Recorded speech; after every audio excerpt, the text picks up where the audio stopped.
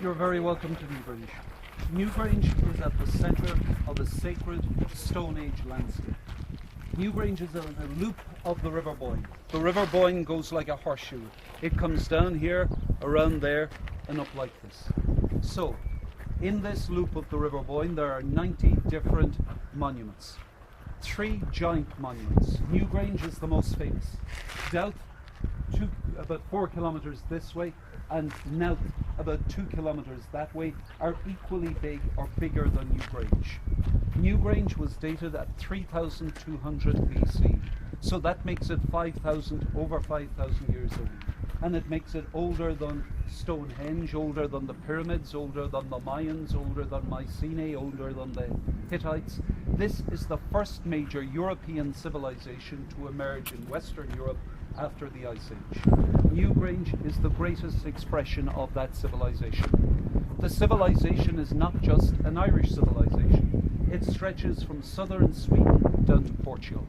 It used the seas and the rivers as its main roads because all of the landscape was almost impassable. So they seem to have travelled by water as much as they possibly could. Newgrange wasn't built by the first people here. The first people here were Stone Age hunter-gatherers. The Ice Age ended 10,000 BC. After the Ice Age ended, this turned into tundra. After tundra, coniferous forest like northern Siberia. After coniferous forest, deciduous forest. Oak and elm dominated all of this landscape. It would have covered the entire area. It should still cover the area, but it's been cleared away by people. Animals came to live here. Brown bear, boar, deer, wild cats, wolves, and people followed them. The numbers of people were very small. They think all of Ireland, about 3,000 people lived in all of Ireland. In County Meath, where we're standing now, the current population is 200,000. They think during the Middle Stone Age, about 100 people lived here. So that's just twice the number of people that are standing here now. So it was almost non-existent, the human population. They lived a nomadic lifestyle, so they had tents. They moved around, tents made from animal hides and from wood. And they would have moved around this area in search of food. Their main source of food, the River Boyne and the sea. 60% of their diet was fish. They lived here from about 10,000 BC up to around 4,000 BC. So they lived here for a longer time than the difference in time between Newgrange and today. So our natural condition is as hunter-gatherers. 4,000 BC, that all changed. A new group of people came in here and displaced the people that were here before. They were the passage grave builders. They were the first farmers, the Neolithic people that came to Ireland. They cleared the trees. When they cleared the trees, they found some of the most fertile soil in Europe. They found brown earth soils and alluvial soils. They planted their crops, which were mainly wheat and barley, on the top slopes.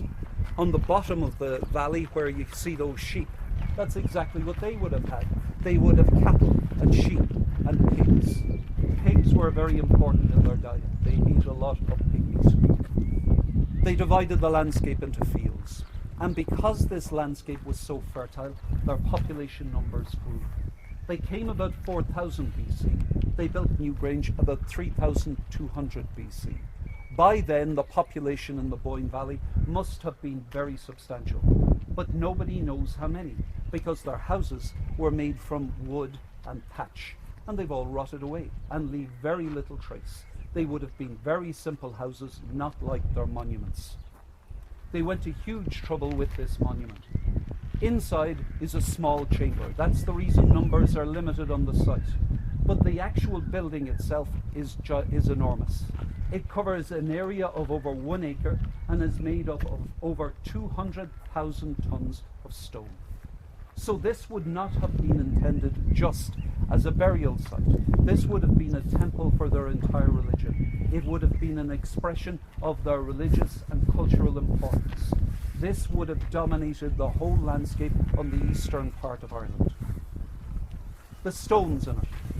The biggest problem for them was getting the big stones. The big stones weigh from 1 ton to 10 tons.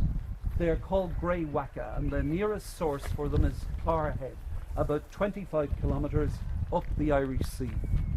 So they were strapped to the bottom of rafts, brought down along the Irish Sea, and then brought up the River Boyne against the current till they got to the bottom of the hill. It's a 20-minute pleasant walk from the bottom of the hill up to here. But they didn't have the wheel, so they would have to haul those stones from there up to here. Nobody knows how they did it. They use all the usual explanations about logs and putting the rocks on logs and hauling them up, but they really don't have a clue, because nobody knows anything about this civilization. The civilization disappeared 500 years after it appeared, and nobody knows why. The white stones on the front come from the mountains you can see in the distance, the Wicklow Mountains. Again, they were brought, they came up by sea and then up the River Boyne. Because remember, the landscape is all forested, bear, wolves, wildcats. It isn't a place that you could easily bring this sort of thing. Grey stones mixed in amongst them are granite. The granite comes from the Cooley Mountains, about 60 kilometres north of here. But what that means is there must have been connections all along the east coast of Ireland. Perhaps other groups of their people lived all along the east coast of Ireland to know about this geology. There are smaller passage graves in the Wicklow Mountains, in the Cooley Mountains. So it's likely that Newgrange wasn't just the centre of the Boyne Valley, but would have been the centre of this whole part of Ireland, the ritual centre and religious centre for all of their people. When they put the stones into position, like that entrance stone, they carved them. That is probably the single most important and famous piece of megalithic art in Western Europe. It is the most famous. Nobody knows what the designs mean. The most famous design is the tri-spiral, the triple spiral on the left-hand side of the rock. That is really associated with Newgrange and the Boyne Valley and Ireland in general. But nobody knows what it is. Different generations have come up with different explanations. Some people say that they're religious symbols, that they refer to infinity. Some people say that they're just decorations, that they're simple decorations. Other people say they're religious symbols. Other people say that they're the path of the sun, the moon, and the stars. Just at the moment, that's the most common explanation, that they're astrological. The reason it's the most common is because of the little window that's just above the doorway. That little window is called the roof box, and that makes Newgrange the earliest astronomically engineered building in the world. What happens with the roof box is the sun rises on the morning of the winter solstice at 9:02 over Red Mountain in the distance. It sends a beam of light through that window and into the chamber beyond. They've engineered it so that the chamber floor, the roof box, that window, and the hills beyond are at the same level. It illuminates that tomb for 17 minutes. These people were masters of astronomy. They were also master engineers to be able to organize that. They were master artists to be able to carve that. They were master architects to be able to build that. They did it all with simple rock and bone and wood, because that's the only tools they had.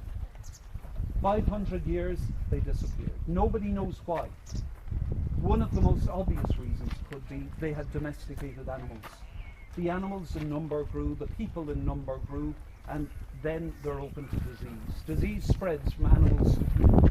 TB spreads, flu spreads. So it's likely, or certainly possible, that that's what wiped out the civilization or dropped their number.